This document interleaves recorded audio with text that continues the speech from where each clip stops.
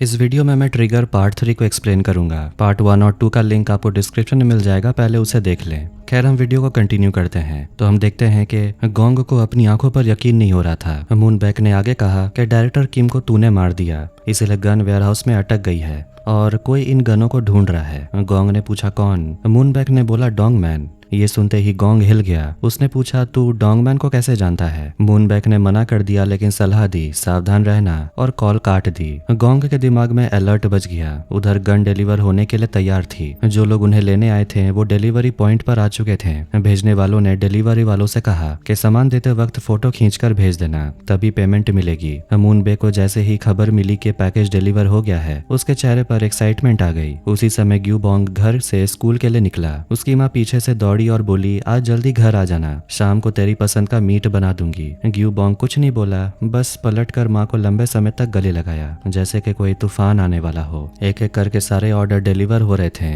मूनबैक का प्लान धीरे धीरे पूरा हो रहा था। खुश होकर मूनबैक लीडो से मिलने गया। लीडो ने उससे पूछा कि गन रिसीव करने वालों की लिस्ट मिली क्या? मूनबैक ने लिस्ट दिखा दी और बोला मैं आमतौर पर किसी पर भरोसा नहीं करता, लेकिन तुम पर करता हूँ। उसने लिस्ट में कुछ शक वाले नाम भी दिखाए, जिसमें कुछ हाई स्कूल के बच्चे भी थे। उधर स्कूल में टैह्यून और उसका गैंग ग्यूबोंग से बदला लेने की प्लानिंग कर रहा था। स्कूल का साइड गेट किसी ने लॉक कर दिया था। एक लड़के ने आइडिया दिया कि बाथरूम का कूड़ेदान ले आओ और ग्यूबोंग को उसमें डाल देते हैं, लेकिन टैह्यून ने मुंह बनाकर मना कर दिया और बोला उसका बैग लेके आओ। इसी बीच क्लास मॉनिटर ने ग्यूबोंग को कहा होम रूम टीचर बुला रहे हैं। ग्यूबोंग के मन में डर था क्योंकि सुबह ही उसने अपने बैग में गन रखी थी। जैसे ही वो क्लास से बाहर निकला, टैह्यून के कहने पर एक लड़का चुपके से क्लास में घुसा। उसी समय लीडो ने अपनी टीम को कॉल करके ऑर्डर दिया तुरंत ग्यूबोंग के स्कूल में पहुंचो। उसे पता चल गया था कि वहां पढ़ने वाले एक लड़के के पास गन है। उसकी टीम तुरंत दिए गए लोकेशन की तरफ निकल पड़ी। लियो ने तुरंत स्कूल में फोन किया और कॉल उठाने वाली ग्यूबोंग की होम रूम टीचर निकली। लियो ने उसे बताया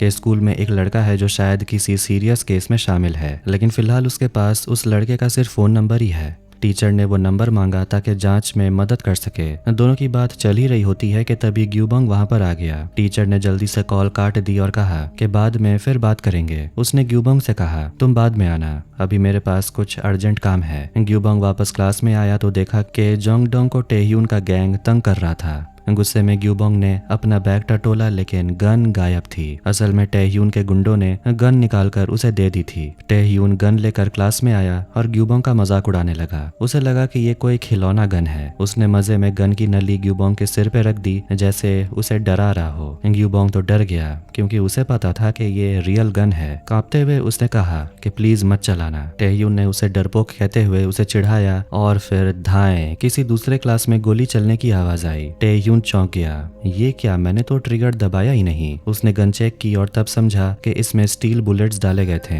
गुस्से में उसने ग्यूबोंग से पूछा तू हमें मारना चाहता है क्या, और धमकी दी कि उसे गोली से छलनी कर देगा। उधर टीचर स्टूडेंट की लिस्ट देख रही थी, तभी उसे पता चला कि वो नंबर जोंगडोंग का है। उसी समय गुस्से में जोंगडोंग ने उस लड़के को गोली मार दी जो उसे परेशान कर रहा था, और फिर इधर उधर गोलियां चलानी शुरू कर दी, जिससे सारे बच्चे चीखते भागते क्लास से निकलने लगे। असल में सारे दरवाजे जोंगडोंग ने पहले से ही लॉक कर दिए थे। फिर वो ग्यूबोंग के पास आया और उसे स्टील बुलेट्स वाली गन पकड़ा दी। उसकी आंखों में खून उतर आया था। उसने कसम खा ली थी कि वो आज स्कूल के सारे बुलीज को खत्म कर देगा। ये सुनकर डरपोक टैह्यून वहां से भाग निकला। बच्चे किसी तरह निकलने की कोशिश कर रहे थे, लेकिन सारे रास्ते पहले से ही बंद थे। अब जाकर टैह्यून को सच में डर लगने लगा। तभी लीडो और मूनबैक स्कूल पहुंच गए। उन्होंने रास्ता तोड़कर कुछ फंसे हुए बच्चों को बाहर निकाला। लियोडो ने ठान लिया कि अंदर जाकर इस पागलपन को रोकना ही होगा। इसी बीच जोंगडोंग को टैह्यून और उसके गैंग का ठिकाना मिल गया। वो वहां पहुंचा और एक एक करके नाम पुकारते हुए बोला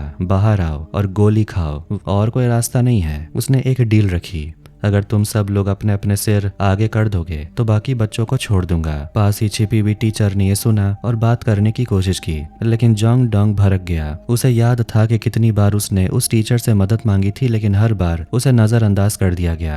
अब वो एक सेकंड भी बर्बाद नहीं करना चाहता था और पूरे स्कूल में उसे ढूंढने लगा। जल्द ही टैह्यून भी जोंगडोंग के निशाने में आ गया, लेकिन किस्मत से टाइम पर लीडो वहां पहुंच गया और झट से जोंगडोंग को काबू कर लिया। तभी पीछे से ग्यूबोंग ने गन सीधा टैह्यून उन पर तान दी। लीडो धीरे धीरे उसके पास गया और नरमी से बोला, ग्यूबोंग, जो तुम्हारे साथ हुआ वो सब कुछ बता दो, मैं तुम्हें इंसाफ दिलवाऊंगा। ये सुनकर ग्यूबोंग का गुस्सा धीरे धीरे ठंडा पड़ने लगा। उसकी आंखों में आंसू भर आए। वो कब से अपने ही दोस्तों के हाथों तंग हो रहा था। इस वजह से वो टूट चुका था और गलत रास्तों पर जाने की सोच बैठा था। शुक्र है लीडो टाइम पर आया और सब रोक दिया। जोंग डोंग को पुलिस ने पकड़ लिया और ग्यूबोंग को भी थाने ले जाया गया। मूनबेक भी थोड़ा निराश हुआ कि ग्यूबोंग ने किसी को गोली नहीं मारी। तभी ग्यूबोंग की माँ रोते हुए स्कूल में पहुंच गई। माँ को देखकर ग्यूबोंग के मन में एक राहत की सांस आई। अच्छा हुआ कि उसने टेह्यून को नहीं मारा, अब भी उसके पास सही करने का मौका था। लीडो ने मूनबेक की तरफ देखा और उसे वो बात याद आई जो मूनबेक ने बताई थी। एक हाई स्कूल स्टूडेंट गन लिए घूम रहा था और उसे एक शिपिंग एड्रेस वाली लिस्ट फेंक दी थी। यह आने से पहले लीडो ने अपनी टीम को मैसेज किया था कि जैसे ही शूटिंग का मामला सुलझे मूनबेक को पकड़ने की तैयारी करे। लेकिन मूनबेक तो अचानक गायब ही हो गया। सब लोग अलग अलग होकर उसे ढूंढने लगे। इस बीच लियो को एक रिपोर्ट मिली कि जिस मूनबेक से वो मिला था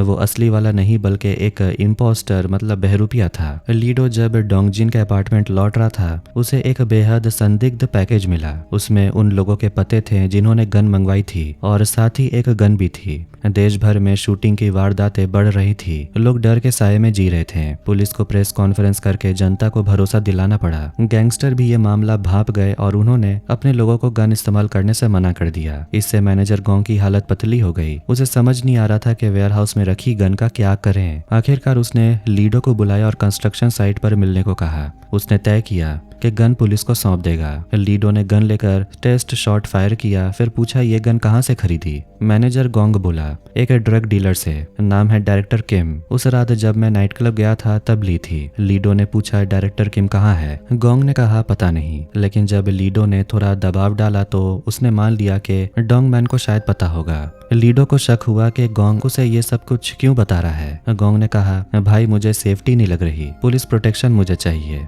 पते की लिस्ट पुलिस को मिल गई थी तो उन्होंने गन रिकवर करना शुरू किया, लेकिन सिर्फ आधी गन ही वापस मिली। सीनियर इंस्पेक्टर ने तुरंत बाकी गन खोजने का प्लान बनाने लगा। उधर मूनबेक को रिपोर्ट मिली कि मैनेजर गोंग डर कर गन पुलिस को दे चुका है। डोंगमैन ने अब तक कोई मूव नहीं किया। असल में गोंग और डोंगमैन ने गन किसी वारदात में इस्तेमाल नहीं की थी। वो दोनों मिलकर उसी गन को रीसेल कर रहे थे और तगड़ा पैसा कमा रहे थे। इतना ही नहीं, दोनों ने मिलकर एक मनी लॉन्ड्रिंग का धंधा भी खोल रखा था। मैनेजर गोंग कोई बड़ा काम करने की तैयारी में था, लेकिन उसके लिए उसे डोंगमैन से एक और गन सप्लायर यानी कि डायरेक्टर किम को हटवाना था। लेकिन इस वक्त डोंगमैन और उसके लोग खुद लालच में आ गए। क्यों ना सब रिसोर्स हम अपने पास रख लें। मैनेजर गोंग के पास अब गन बेचने का कोई रास्ता नहीं था, तो वो सीधा थाने पहुंच गया और पुलिस को बता दिया कि डोंगमैन का लिंक एक और गन सप्लायर से है और ये चाल उसने इसलिए चली ताकि अपना नाम इलीगल गन ट्रैफिकिंग और मनी लॉन्ड्रिंग से साफ कर सके। इधर लीडो को एक और गन सप्लायर मूनबेक की पहचान मिल गई। पुलिस चीफ ने तुरंत अपनी टीम को कहा अब हमें मूनबेक को भी ढूंढना पड़ेगा। उधर पुलिस चीफ की बेटी को किसी काम के लिए पैसे चाहिए थे, लेकिन उसके साथ ठगी हो गई और सारे पैसे लुट गए। डोंगमैन को पकड़ने के लिए पुलिस मैनेजर गोंग के साथ ट्रांजैक्शन वाली जगह तक गई। डोंगमैन को खबर मिली कि गोंग आ रहा है, तो उसने अपने आदमी को बोला सारे गन छुपा दो। रास्ते में मैनेजर गोंग एक फेमस बेकरी के पास से गुजरा और सबके लिए केक ले लिया। डोंगमैन को पहले थोड़ी हैरानी हुई, लेकिन उसने बैग एक्सेप्ट कर लिया।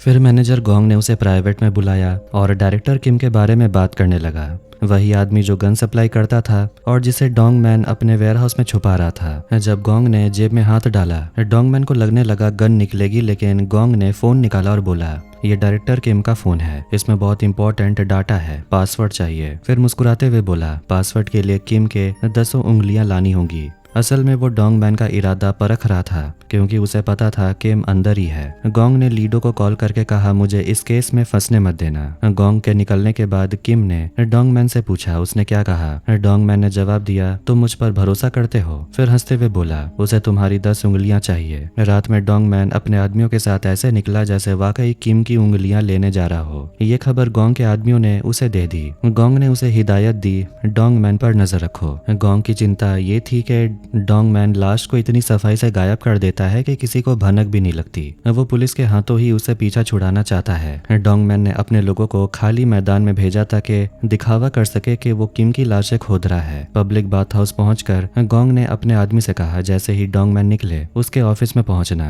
प्रोसेस तेज करने के लिए गोंग के लोग डोंगमैन को भगा देते हैं और जाते जाते याद दिलाते हैं, मैनेजर गोंग तुम्हारी 10 उंगलियों का इंतजार कर रहा है। डोंगमैन कुछ नहीं बोलता, कपड़े बदलता है और निकल जाता है। इस समय पुलिस मैनेजर गोंग की बिल्डिंग के बाहर उसकी सुरक्षा के लिए खड़ी थी, लेकिन पुलिस को उम्मीद नहीं थी कि वहां मिलने वाला डायरेक्टर किम होगा। असल में ये डोंगमैन की चाल थी। उसने किम को भेजा ताकि वो गोंग से निपट ले। डोंगमैन खुद गन लेकर गोंग के आदमियों से मिला और उसकी टीम ने सबको गोली मार दी। अंदर किम हंस रहा था कि गोंग ने उसे धोखा दिया और अब गोंग को डोंगमैन ने धोखा दे दिया। दोनों तरफ से गोलियां चलने लगी। गोलियों की आवाज सुनकर पुलिस तुरंत अंदर घुसी। अंदर डोंगमैन मैनेजर गोंग के घर की तरफ बढ़ रहा था सारा पैसा लेने के लिए। इस वक्त मैनेजर गोंग और डायरेक्टर किम अभी भी एक दूसरे पर गोली बरसा रहे थे, चाहे हालत मरने ही वाली क्यों ना हो। जैसे ही पुलिस अंदर घुसी दोनों को समझ आ गया कि असली गेम मास्टर तो डोंगमैन है। डोंगमैन की लोकेशन ट्रैक करने के लिए लीडो ने बुलेट प्रूफ जैकेट पहनी, गन उठाई और सीधा उसके बेस पर पहुंच गया। उधर डोंगमैन अपने आदमियों में ताजा लुटा रहा पैसा बांट रहा था। उसने फोन पर अपने बंदे से पूछा गोंग का क्या हुआ। उसे लगा सब बढ़िया तरीके से निपट गया, लेकिन उसे पता नहीं था कि खतरा उसके दरवाजे पर पहुंच चुका है। लीडो आ चुका है। डोंगमैन धीरे धीरे घर में घुस रहा था, तभी लीडो ने जिसे देखा उसे शूट कर दिया। गोलियों की आवाज से डोंगमैन और उसके लोग घबरा गए, लेकिन लीडो तो जैसे चिल मोड में था। एक एक करके बड़ी सफाई से सबको गिरा रहा था, लेकिन लीडो ने डोंगमैन को भागने का मौका दे दिया। फिर वो फटाफट छत पर चढ़ा, दूर से निशाना लगाया और डोंगमैन की कार के टायर पर गोली मार दी। गाड़ी बेकाबू हो गई। डोंगमैन भागते भागते अपने आदमियों को कॉल कर रहा था, उठो निकलो यहाँ से। लेकिन तभी लीडो ने सटीक निशाना साधा और डोंगमैन पुलिस के हत्थे चढ़ गया। इस एक गन स्मगलिंग केस में पुलिस ने एक साथ 3 डीलर गिरा दिए और ढेर सारी अलग अलग तरह की गन जब्त कर ली। उधर मूनबेक अपने डीलरों को गिरफ्तार होते हुए देखकर आग बबूला हो गया। पुलिस चीफ अपनी बेटी की लाश मॉर्चरी में देखकर यकीन नहीं कर पा रहा था। उसे अपने बच्चे के खोने का गम उसे तोड़ चुका था। इसी बीच लीडो एक गन में मिले किसी अजीब पार्ट की जांच कर रहा था। उसने लेबल उखाड़कर अपने इलेक्ट्रॉनिक कंपोनेंट बेचने वाले दोस्त को दिखाया। पता चला ये तो वायर टैपिंग चिप है, यानी सुनने वाली डिवाइस। दोस्तों ने कहा भाई इसके साथ कोई सपोर्ट सिस्टम भी तो होना चाहिए। लीडो ने पुलिस द्वारा जब्त की गई सारी गन चेक करना शुरू कर दिया और वाकई गन के शेल के नीचे कई लिसनिंग डिवाइस छुपे थे। उधर मूनबेक ने वोंगसू के साथ नया प्लान बनाना शुरू किया। मूनबेक चाहता था कि हर कोरियन के पास गन हो, लेकिन वोंगसू को यह आइडिया बहुत खतरनाक लगा। फिर भी मूनबेक अपनी जिद पर अड़ा रहा। उसने वोंगसू को एक छोटा गिफ्ट दिया और कहा बस आने वाले इवेंट में अच्छा फोटो खींचना। लीडो ने सारे डिवाइस चेक करने के बाद अपने बेस पर टीम के साथ मीटिंग की। उसने बताया कि ये सब यीजू ऑर्गेनाइजेशन का काम है, एक बड़ा ब्लैक मार्केट नेटवर्क। साथियों ने पूछा तुझे याद है कि वो केस जिसमें एक आदमी ने फांसी लगाई थी? जांच में पता चला उस आदमी का 20 साल पुराना क्रिमिनल रिकॉर्ड था। वो अनाथ बच्चों को विदेशियों को बेचता था। उसके छत पर मिले बुलेट सबूत थे कि वो अपने देश से गद्दारी कर सकता था। लीडो को उस केस की डिटेल्स नहीं पता थी, लेकिन उसने जीपीएस और लिसनिंग डिवाइस खोज लिए जो गन भेजने वालों की लोकेशन ट्रैक कर सकते थे। अगर पुलिस इनके सिग्नल पकड़ ले तो सीधा मास्टरमाइंड के अड्डे तक पहुंचा जा सकता था। लेकिन पुलिस वहां पहुंच पाती उससे पहले मूनबेक ने बोर होकर पुलिस के साथ खेल खेला।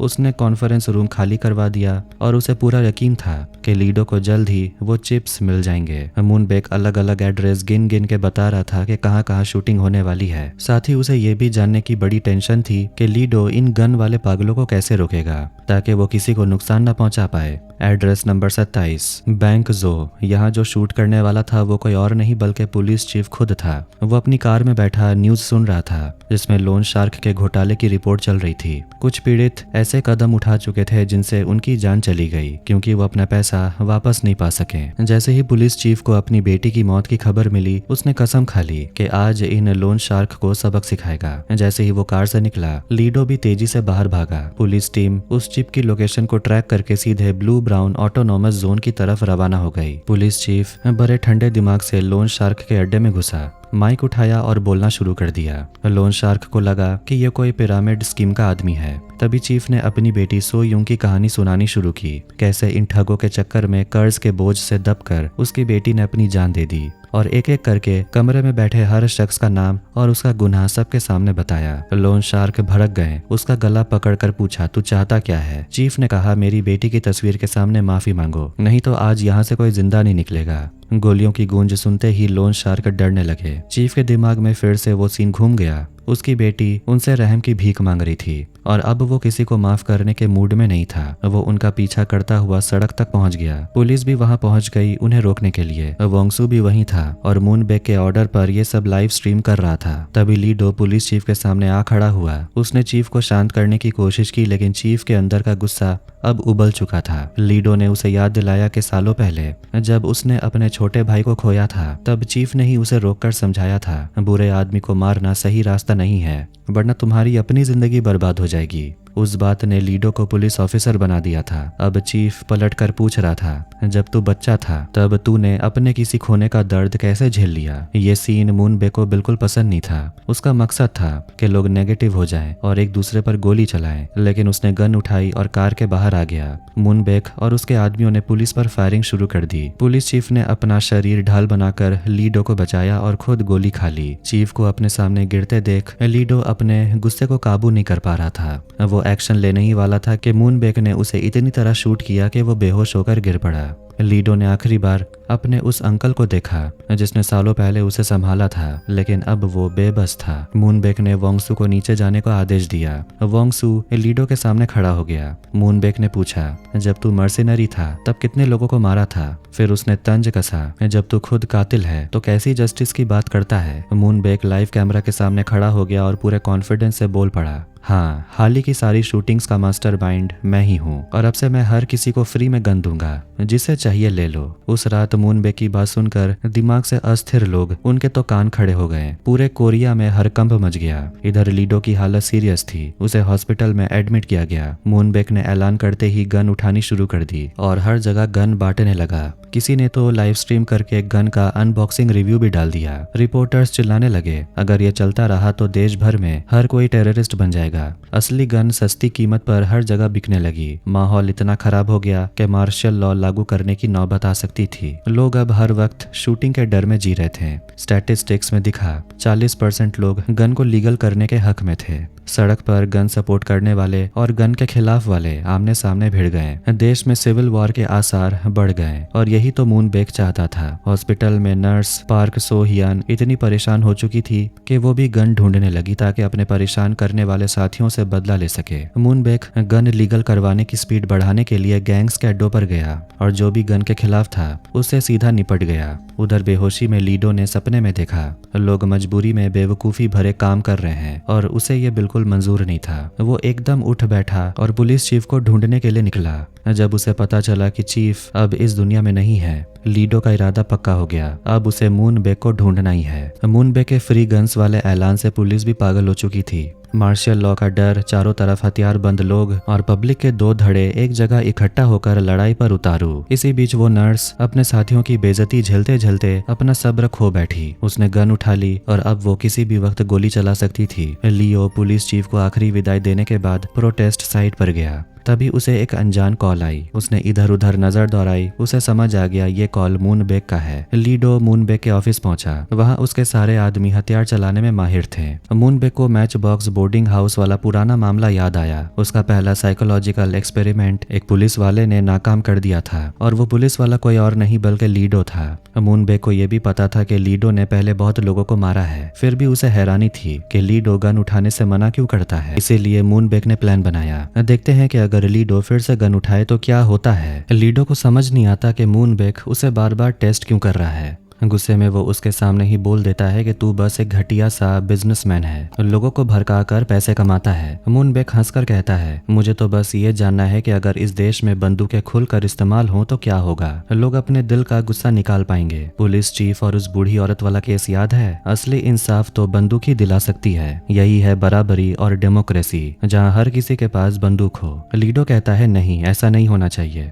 लोगों के पास बंदूक होगी तो वो एक दूसरे को मारने लगेंगे। मूनबेक फिर ट्रक भर भर के बंदूकें लेकर प्रोटेस्ट साइट पर पहुंच जाता है और सबको चिल्लाकर कहता है, आओ मुफ्त में बंदूकें लो। भीड़ पागल हो जाती है। लोग बंदूक लेने के लिए आपस में झगड़ने लगते हैं। लीडो अपने ही आदमियों से भिड़ जाता है। 10 बंदूकधारी सिपाही होते हैं लेकिन कोई ढंग से काम नहीं करता। टीवी पर ये सब देखकर नर्स पार्क भी अपने ऑफिस के साथियों को मारने की सोच लेती है। मूनबेक वहीं खड़ा होकर रिपोर्टर से कहता है, सब रिकॉर्ड करो, दुनिया को दिखना चाहिए कि बंदूक मिलने पर लोग कैसे पागल हो जाते हैं। न्यूज देखने वाले लोग बस सर पकड़कर रह जाते हैं। लेकिन लीडो का ध्यान सिर्फ मूनबेक पर होता है। उसे लगता है कि मूनबेक लोगों के गुस्से और लालच को गलत तरह से समझ रहा है। लीडो आसपास का माहौल इग्नोर कर सीधा मूनबेक की तरफ बढ़ जाता है। वो स्मोक बम फेंकता है और ट्रिगर दबाकर भीड़ की रिएक्शन देखने लगता है। लेकिन पहला शॉट चलते ही कोई गलती से मूनबेक को ही गोली मार देता है। फिर डर की वजह से लोग एक दूसरे पर ही गोली चलाने लगते हैं। कुछ दिमाग से अस्थिर लोग तो बस पागलों की तरह शूटिंग करने लगते हैं। लीडो अभी तक एक भी गोली नहीं चलाता।